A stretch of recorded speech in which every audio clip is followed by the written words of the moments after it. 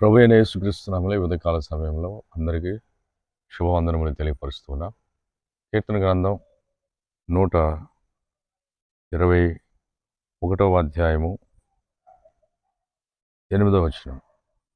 ఇది మొదలుకొని నిరంతరము నీ రాకపోకల యందు యెహోవా నిన్ను కాపాడును.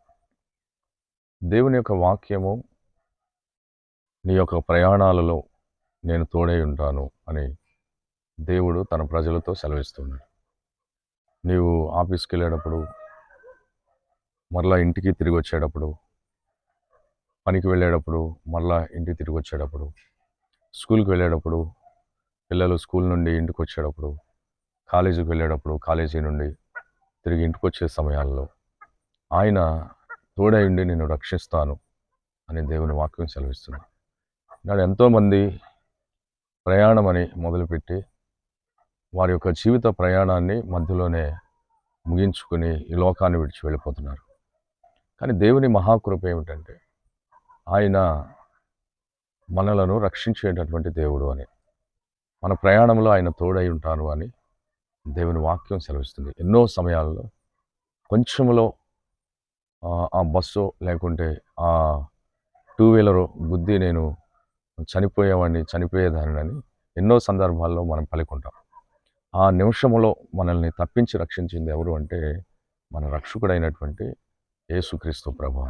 అందుకని ఆయన నీ ప్రయాణంలో ఆయన రక్షించి కాపాడి క్షేమంగా నువ్వు చేరవలసినటువంటి గమ్యమునకు ఆయన నడిపించినందుకు దేవునికి మహిమ కలుగునుగాక.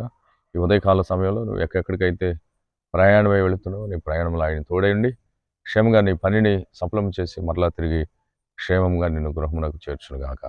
ప్రార్థన చేసుకుందాం. పరిశుద్ధుడు, ప్రేమ నమ్మకం కలిగిన మా రక్షకుడా, నీకు వందనములు చెల్లిస్తున్నాం. ఈ సమయంలో నీ వాక్యము నాయన నీ రాకపోకల యందు ఆయన తోడై ఉంటాడని సెలవిచ్చారు. నిజమే, మీరు తోడై ఉండి రక్షించి సురక్షితంగా కాపాడే దేవుడు. నాయన నీ బిడ్డల ప్రయాణంలో తోడై ఉండండి. క్షేమంగా వెళ్ళి క్షేమంగా గృహములు చేరుటకు సహాయం దయచేయండి.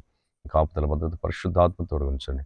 వాహనముల వల్ల కానీ, అదేవిధంగా యాక్సిడెంట్ వల్ల కానీ ఎలాంటి అపాయం కలగకున్నట్లుగా నీ దేవదూతలను కావలుగా ఉంచి భద్రపరిచి నీ నామానికి మహిమ తెచ్చుకున్నామని, క్షేమాన్ని బిడ్డలకు అనుగ్రహించమని, వారి ప్రయాణాల్లో కూడా క్షేమంగా వెళ్ళి క్షేమంగా గృహములో చేరుటకు కృప చూపమని యేసుక్రీస్తు శ్రేష్టమైన నామంలో అడిగి వేడుకుంటున్నాం పరమ తండ్రి.